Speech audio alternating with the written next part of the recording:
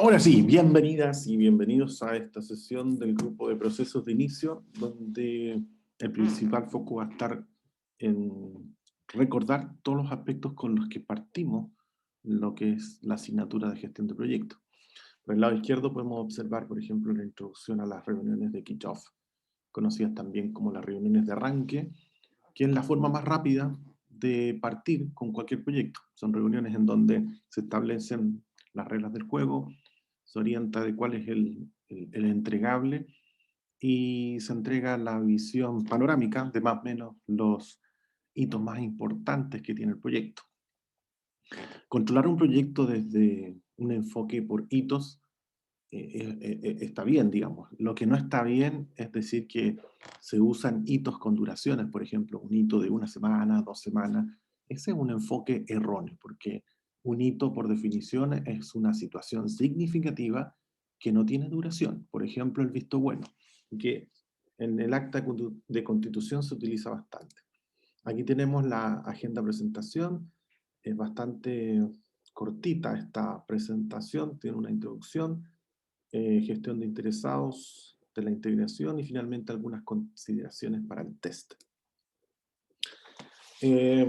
La primera atención o el foco de atención va a estar puesto, como dije anteriormente, en lo que es la generación del acta de constitución y la gestión de las partes interesadas, también conocidas como los stakeholders. El acta de constitución es lo primero que debe solicitar, por ejemplo, un director si es que va a asumir un proyecto. Si está entrando a reemplazar a un director, es lo primero que debiese solicitar porque ahí es donde se entera de todo lo que se pretende desarrollar en ese proyecto. Y, y eso forma parte de uno de los debe del director de proyecto. Aquí tenemos la introducción breve, en donde va a depender, por supuesto, en qué tipo de organización, la forma en que se va a poder gestionar el proyecto. Nótese que si trabajamos en una organización de orden más proyectizada, ahí el que tiene más fuerza es el director de proyecto y por supuesto que debiese fluir todo más rápido. En contrario a una organización de tipo funcional, donde vamos a poder levantar un proyecto y a alguien se le asigna el rol de coordinador de proyectos, donde no tiene mucho peso específico respecto, por ejemplo, a poder tomar recursos humanos a discreción o asignar partidas presupuestarias. Está limitado. Y el segundo término, cuando el proyecto se aprueba, debe quedar constancia, por supuesto, al menos ahí dice, del patrocinador, que en este caso corresponde a quien paga, y el Project Management Professional, que vendría siendo el director del proyecto. Esto cuando no se confabula bien, cuando no se configura bien, podría finalmente hacerle daño a, a las partes interesadas y en especial a lo mejor incluso a los clientes, porque clientes insatisfechos principalmente se deben a una incapacidad de tipo técnica por parte del equipo de gestión de proyectos y una deficiente gestión también del riesgo, cosa que se ve en un hito, en un capítulo aparte que se llama justamente gestión del riesgo que no alcanzamos a desarrollar.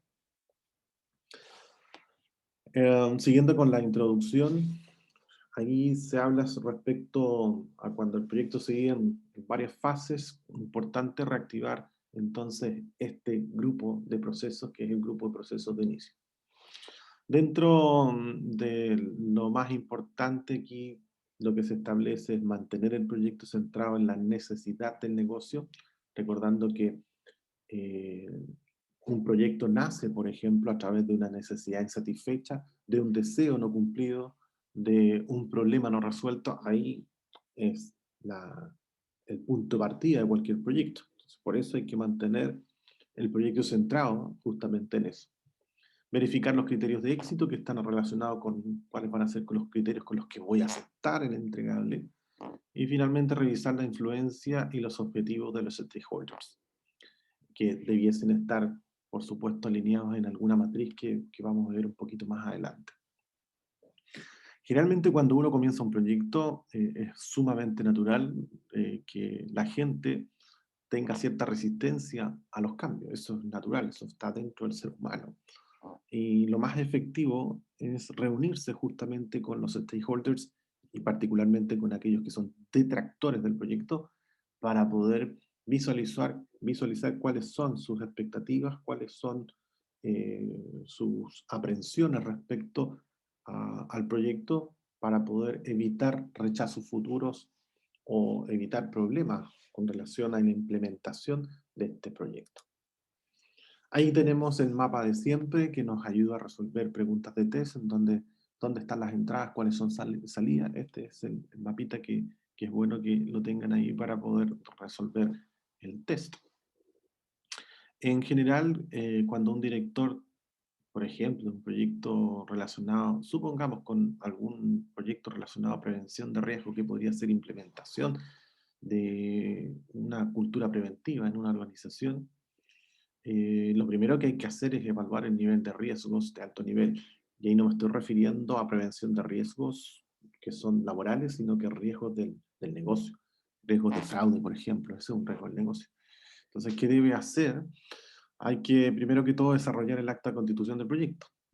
Y, por supuesto, de la mano, elaborar un plan de gestión de riesgos para poder empezar a identificar eh, qué es lo que podría salir mal, cuál es la probabilidad que eso ocurra y qué consecuencias me puede traer de que eso ocurra.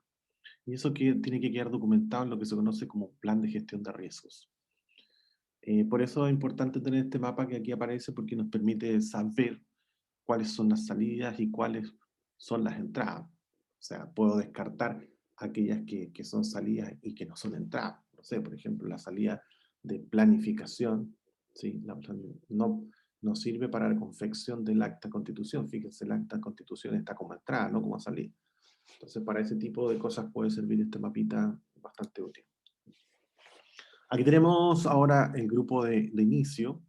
Y el grupo de inicio, fíjense, está concentrado en desarrollar el acta de constitución y además identificar las partes interesadas. Esos son los dos focos justamente que recoge esta sesión.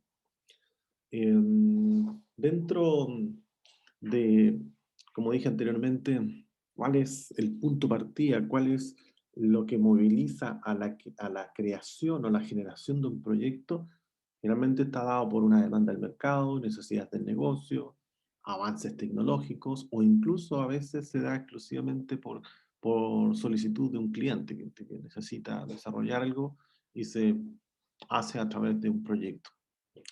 Y eso se desarrolla en un acta de constitución. Ahí se señala justamente el acta de constitución autoriza oficialmente el proyecto, perdón, en la organización ejecutante, nominando al director de proyecto. Eso es importante porque así todos saben quién es el que dirige la orquesta. Y por otro lado, asignándole recursos, porque de lo contrario, como les decía anteriormente, va a tener poco peso específico porque no va a poder contratar a nadie ni tampoco va a disponer de presupuesto. Entonces, eso es importante. Quien reciba la autoridad o que le otorguen cierto nivel de autoridad, también debiesen asignar una cantidad de recursos para que pueda desarrollar el proyecto. Lo que tenemos en la parte superior derecha corresponde a una matriz de poder-interés que nos permite clasificar a los distintos tipos de partes interesadas. Ahí podemos ver los que tienen un alto interés, no con tanto poder. Hay que mantenerlos informados, o digamos, hay que reportarlos en términos de lo que es porque son defensores del proyecto, ¿sí? Están muy interesados y tienen, pues, el problema es que tienen poco poder. En cambio, los otros, que son los promotores, tienen harto poder de influencia y también tienen interés que esto ocurra. Los promotores de... Y aquí están los apáticos o detractores, y a estos son los que hay que estar monitoreando porque tienen poco interés que se desarrolle, pero eso sí, tienen poco poder, pero por eso hay que mantenerlos dentro de lo que es un monitoreo para evitar también que se puedan ir hacia un lugar quizás que le pueda hacer más daño al proyecto. Aquí tenemos integración inicio. Este es cómo comenzar a hacer el desarrollo del acta de constitución, que ustedes ya lo han visto a través de la aplicación de un proyecto concreto, así es que no les puedo contar mucho más respecto a lo que ustedes ya han vivido en la elaboración de sus propios proyectos. Ahí aparecen cuáles son las entradas, casos del negocio. Factores ambientales hay que entenderlo como la cultura que está instalada en la empresa. Y la pregunta es, ¿qué es lo que es cultura? Bueno, la cultura hay varias definiciones que obedecen a temas de hábitos, costumbres, creencias, bueno, pero se puede resumir, diría yo, como la forma en que se hacen las cosas aquí. Esa es una buena definición de cultura. La forma en que se hacen las cosas aquí. Por ejemplo, puede ser, en este lugar, ¿todos tienen derecho a estacionamiento o solamente se puede estacionar el gerente en este lugar? Son cosas que uno dice, bueno, eso es pequeñito, no, que de ahí parte justamente la cultura. En esta organización en la que estamos haciendo estos proyectos, se suele hacer reuniones, es parte de la cultura, a eso se está refiriendo. Claro, a uno les puede sorprender que a lo mejor en organizaciones no se hacen reuniones, pero es parte de la cultura, ¿no? No se hacen reuniones, ¿sí? Como que también hay otras culturas en donde todo lo hacen a rajatabla, no se saltan ningún paso y eso es parte de su cultura. Entonces, a eso se refiere en factores ambientales de la empresa. La forma en que se hacen las cosas aquí y por supuesto que es bueno tenerlas claras. Y si están escritas, mejor, porque no tengo que andar preguntando, sino que está escrito y además tengo certeza de que si yo hago A, me va a pasar B. Y eso por supuesto que transmite confianza, transmite seguridad también, porque no hay nada de incertidumbre. La mejor forma de atacar la incertidumbre es con información. Entonces, a la medida que yo comienzo a documentar más la forma en que se hacen las cosas, a nadie le cabe ninguna duda de cómo seguir avanzando en ese proyecto. La fase importante acá también está en cómo podemos capturar esta información. Una forma puede ser a través de la recopilación de información en el mismo lugar de trabajo. Se puede desarrollar a lo mejor también talleres donde se puede filtrar información.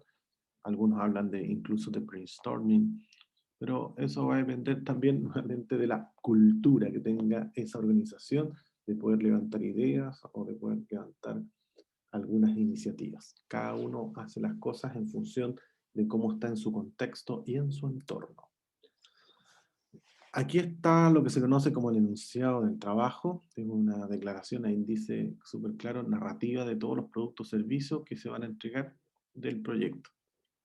Y ahí aparecen algunos ejemplos, necesidad del negocio, descripción del alcance y por supuesto el plan estratégico.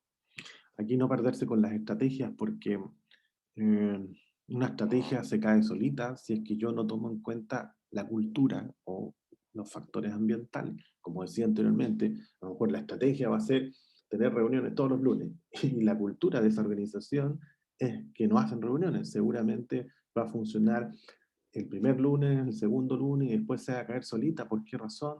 Porque la cultura es más potente que cualquier estrategia. Entonces hay que considerar la cultura para poder alinear el proyecto con esa dinámica. Por ahí hay algunos que incluso tienen un eslogan que se utiliza bastante en el management, que habla sobre, dice algo así como, la cultura se come a la estrategia para desayunar. Eso significa que justamente la cultura es tan potente, es tan fuerte, es tan avasalladora, que cualquier estrategia se la come solita. ¿Por qué? Porque no se sustenta. La cultura hay que considerarla al momento de establecer un plan estratégico. Espero que se haya entendido. Como no tengo feedback acá, espero que se pueda entender. El objetivo principal entonces también del acta de constitución va a ser justamente transparentar eh, quién va a ser el director del proyecto, a pesar de que ya lo habíamos comentado, y la asignación de recursos. Eso es lo más importante en un acta de constitución. Y por supuesto, de pasada se entiende entonces, por descarte, que el equipo del proyecto no autoriza al proyecto. El único que autoriza es el director del proyecto. Y el autor del acta de constitución del proyecto debe ser quien firma, y en este caso es el que pone la plata, o sea, el patrocinador. Dentro de los casos de negocio, aquí tenemos proporciona información necesaria desde una perspectiva comercial para determinar si el proyecto vale o no la inversión requerida, por supuesto. Entonces, por lo general, los proyectos son constituidos y autorizados como resultado de uno o más de los siguientes temas que comenté anteriormente. Uno, la demanda del mercado, necesidad del negocio, petición del cliente, avance tecnológico. Puede ser incluso hasta un requisito legal, que por un tema legal se tenga que implementar un proyecto. Y tenemos varios ejemplos nosotros. Y ahora último, está el tema del COVID-19 y por ahí se han implementado varios temas, proyectos que están asociados al COVID-19. Entonces, aquí poner atención principalmente en cuál es el caso de negocio. ¿Cuáles son las entradas? Se requiere el contrato. Pues por el contrato, si el proyecto tiene como origen un contrato como cliente externo, este documento es la entrada. Hay veces que el contrato es implícito, está tácito, a veces basta un correo y puede ser considerado como un contrato porque se establecen más o menos cuáles van a ser los acuerdos o cuál va a ser la remuneración o el pago que va a estar detrás de ese entregable. ¿Quién es el que debiese publicar el acta de constitución? Debiese ser el patrocinador. Por eso es que aquí es súper importante en los grupos de entrada el considerar los factores ambientales que no son más que la cultura de la organización. Y se espera que esa información sea conocida y reconocida también por todos los involucrados en el proyecto al inicio del proyecto, porque es mucho más sano. Ahí aparecen algunos ejemplos de cultura que aquí están trazados como factores ambientales: infraestructura de organización, condiciones de mercado, tolerancia al riesgo, recursos humanos, la forma en que se establecen entonces los aspectos fundamentales. Dentro de los activos de los procesos de organización también, por supuesto, están eh, qué es lo que tiene la organización que le permite poner en marcha cualquier proyecto. Y entre ellas está, por ejemplo, las políticas, definiciones de procesos normalizados, los estándares, normas y también, por supuesto, las lecciones aprendidas, porque en ellas, en las lecciones aprendidas, uno puede tener ahí una fuente, un banco de nuevo conocimiento para evitar que eso ocurra en el futuro. Las lecciones aprendidas no buscan buscar culpables, sino que en realidad buscan identificar desviaciones para luego resolverlas y evitar que esas ocurran nuevamente. El tema de los culpables se puede ver en forma paralela en la justicia si es que así lo medita, pero desde el punto de vista del management, lo que interesa acá es recoger cuáles fueron esas desviaciones, por qué se generaron esas desviaciones y cuál es el plan correctivo para evitar que eso ocurra en el futuro. Ese es el principal objetivo. Aquí tenemos las salidas. Ya vamos en las salidas y ahí aparece descripción del proyecto de alto nivel. Eso significa que es por arriba, es una visión de dron, no es con tanto detalle. Aquí no se tiene que poner información de los paquetes de trabajo con la simulación de Crystal Ball. No, ahí simplemente de alto alcance, de alto nivel, donde uno ve más o menos de qué se trata el proyecto. Aparecen ahí las partes interesadas y también todos requisitos de alto nivel. Aquí se suele confundir, por eso puse esto acá, que hay el mantenimiento rutinario, forma parte también de la salida, ¿no? Por el mantenimiento rutinario es lo que hace una organización que no tiene, comillas, fin, ¿sí? Un proyecto tiene inicio y fin. Una organización o un negocio, o sí, un negocio, se supone que tiene cierta proyección en el futuro y no tiene un tiempo de fin. Uno no parte generando una empresa para que termine el próximo mes. Se entiende que es algo que va a través del tiempo y esperando que siempre vaya mejorando y vaya creciendo, en fin. Entonces, ahí, en ese tipo de organización, el mantenimiento rutinario de planta suele considerarse en el ámbito de la gestión de las operaciones y no en la gestión de proyectos. La razón, gestión de operaciones no tiene fin, no tiene tiempo de finalización Y el proyecto sí, tiene un inicio y un fin, como una película, ¿sí? Que dura 2 horas y cuarto y se acabó la película. Aquí no, se supone que es la vida del negocio y llegará a su fin a lo mejor cuando entre en un proceso de quiebra por alguna razón exógena o quizás también de tipo endógena, va a depender de por qué esté en ese proceso de quiebra. Pero en síntesis, hay una diferencia entre las dos. Avanzamos entonces ahora con las otras salidas, descripción de los productos, por supuesto. Ahí uno espera que en los productos aparezca un poquito más de detalle, eh, ser más exhaustivo en el nivel de detalle de los productos, resumen ahí ya del presupuesto, los riesgos que debiesen estar en el plan de gestión de riesgos y eso van en un plan aparte, por eso es que también se toman desde el punto de vista de alto nivel. Eh, Importante que al momento de lograr este proceso, por ejemplo, en resumen de presupuesto, uno tiene que hacer el mayor esfuerzo de buscar reducir al máximo los costos, maximizar las utilidades, y eso en síntesis corresponde a maximizar el beneficio neto. Sí, o sea, que el beneficio neto incluye tanto lo que son utilidades o ingresos con los egresos. Más rápido señalar maximizar el beneficio neto y que se hace a través de, por ejemplo, si nos vamos por la reducción de costos, reduce cost, se puede hacer a través de compra de materiales más baratos, de buena calidad, y por ahí voy entonces logrando la minimización de los costos, minimizar los costos. Y por el lado de los ingresos, puede estar justamente orientado a apuntar a un mercado en donde estén dispuestos a pagar por un buen producto y de esa manera puedo maximizar los ingresos o también puede ser por la cantidad, puedo apuntar a mayor cantidad de personas, a mayor cantidad de productos y de esa manera también logro maximizar. O sea, puedo maximizar vía Q, aumentando el Q, o puedo maximizar aumentando el precio. Esas son las dos alternativas para maximizar los ingresos. Bueno, todo eso es en un integrado. Luego vengo con la parte de la identificación de los stakeholders asociados al proyecto y eso por supuesto que tienen que estar presentes en un acta de constitución que se puede, digamos, presentar a través de, por ejemplo, este tipo de herramientas como brainstorming. Aquí tenemos otros tipos de matrices en donde ya habíamos comenzado a desarrollarlas, incluso en el proyecto que ustedes hicieron. Aquí aparece la matriz de poder, interés y de grado de importancia e influencia. ¿Sí? Importancia, influencia, poder, influencia.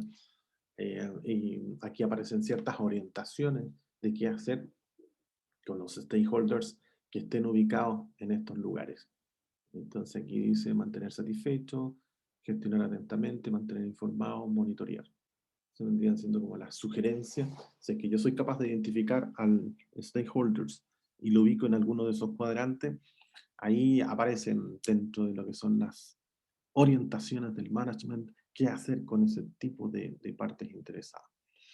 Um, la identificación de lo que puede salir mal y cuál es la probabilidad que eso ocurra, siempre tiene que ser lo antes posible. Independiente de que tengamos poca información, con ese poquito de información debiésemos ser capaces de identificar qué podría salir mal. Y eso va en el plan de gestión de riesgos.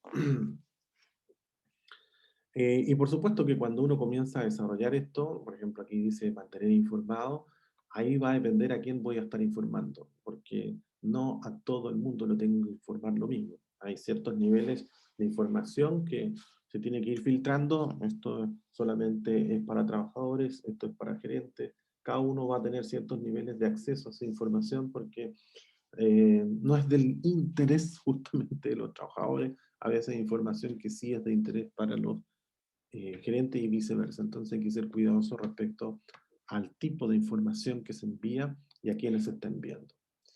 Finalmente tenemos aquí como salida los registros de las partes interesadas, qué información es la que se requiere, y por supuesto la forma en que se van a gestionar esas partes interesadas. Importante ahí señalar las matrices que vimos anteriormente porque nos ayudan a conducir el cómo. O sea, una vez que identifico los stakeholders, luego, ¿qué hago con eso? Bueno, los incorporo en una matriz y la matriz da una cierta orientación de cómo avanzar desarrollando la gestión de esos stakeholders.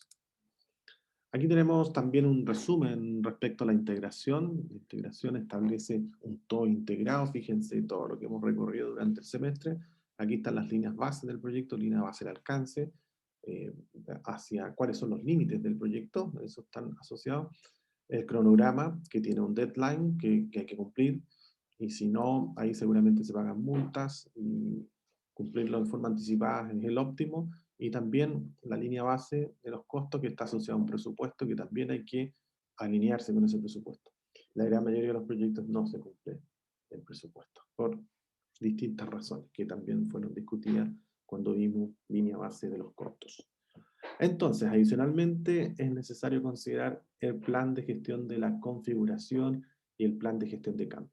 Cada vez que se hace un cambio, hay que entrar en un proceso de gestión del cambio y que debe ser autorizado por el director del proyecto. No es llegar y cambiar en la medida que va avanzando el proyecto para ir ajustándose a, a ciertos requerimientos, por ejemplo, al cliente. ¿Cuándo comienza un proyecto? Aquí sí parte poco, porque estamos en grupos de proceso de inicio y este justamente nos está pegando acá con la integración.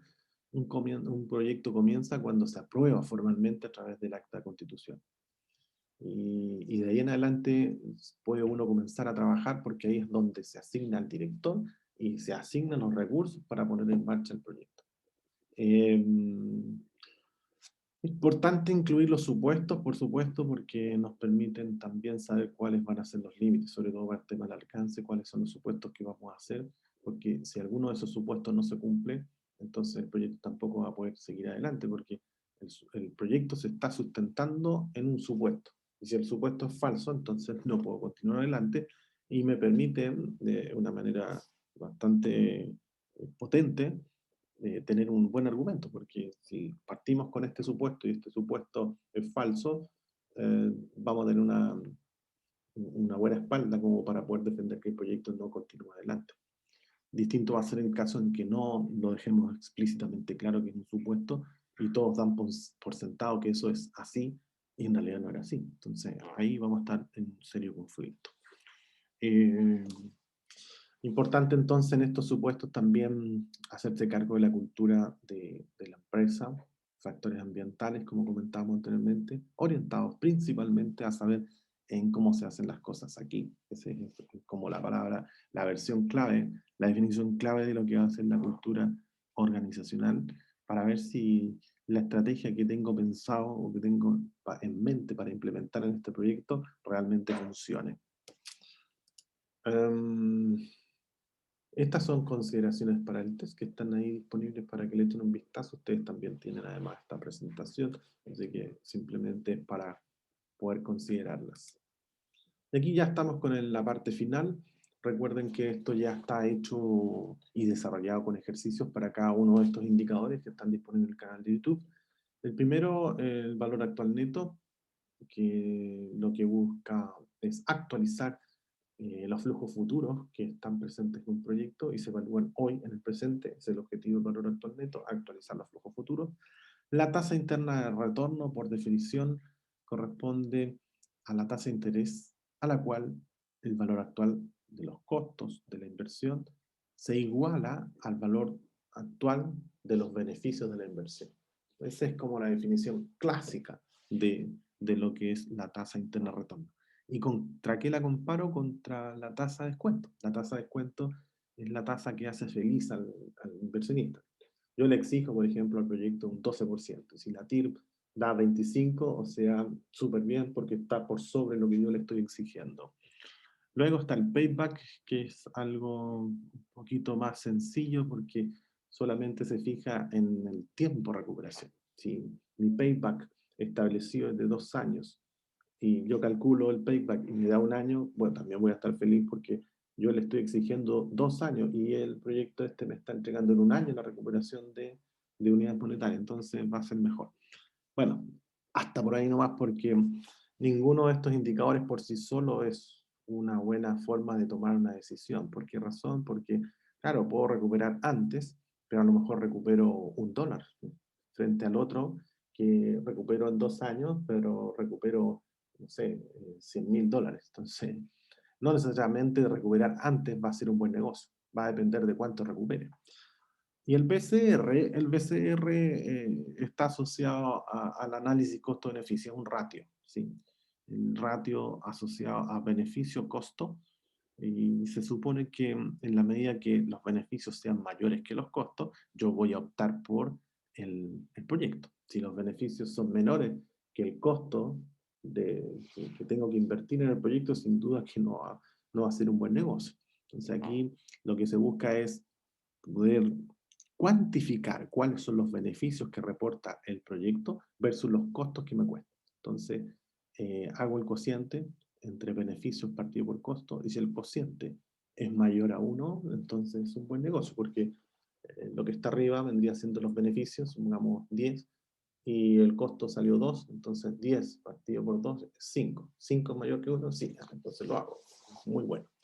Y finalmente el rendimiento es bien útil porque lo que busca es de alguna manera, quizás es de una manera bastante sencilla, tratar de hacer el kit, el cálculo de la TIR, porque la TIR a veces involucra el resolver algunos polinomios dependiendo del número de años o del número de periodos que esté haciendo la evaluación, un poco complejos de desarrollo. De hecho, se hace a través de iteraciones para poder determinar ese valor. Entonces, lo que uno puede hacer es tomar, si estamos comparando entre uno o más proyectos, cuánto me rinde, por ejemplo, $100. O sea, todos los dejo en $100 y veo cuánto es el rendimiento. Entonces, $100, veo que el proyecto, supongamos que tenemos un proyecto con 150 de inversión, otro con 250, otro con 450.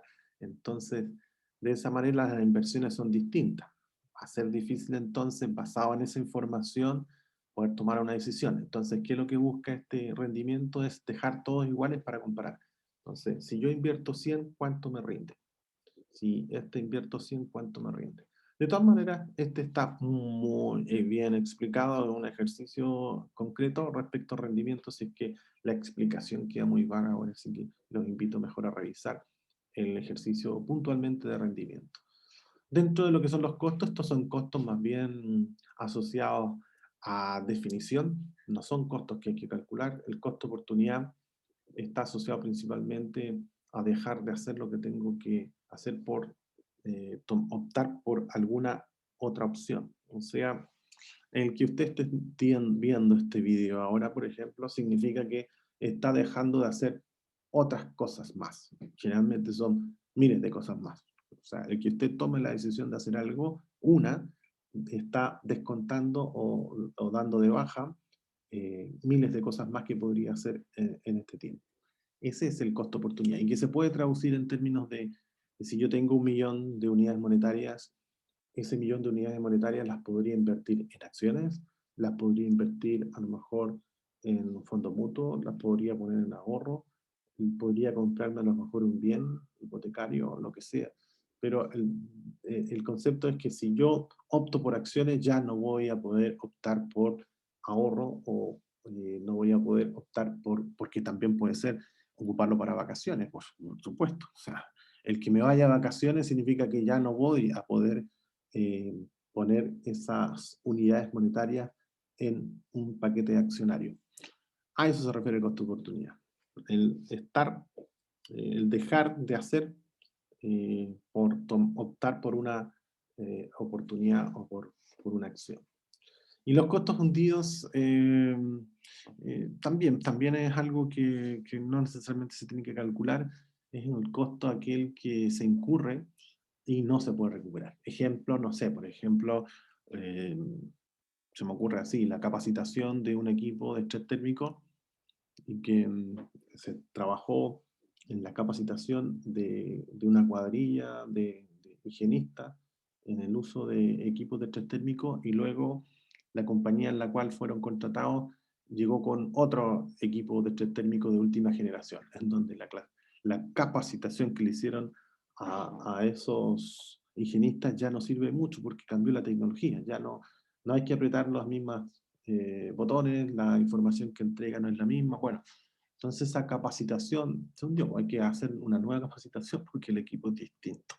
Y eso es un costo hundido, que ya no hay nada que hacer con eso. Cosas de ese estilo se refiere al costo hundido. Eh, y por supuesto que no pueden ser cargados al proyecto nuevo. Ese es más o menos en síntesis el concepto. Ok, llegamos entonces al final de esta sesión. Espero que sea el entendimiento de todos y que les vaya muy bien en el test. Que estén muy bien.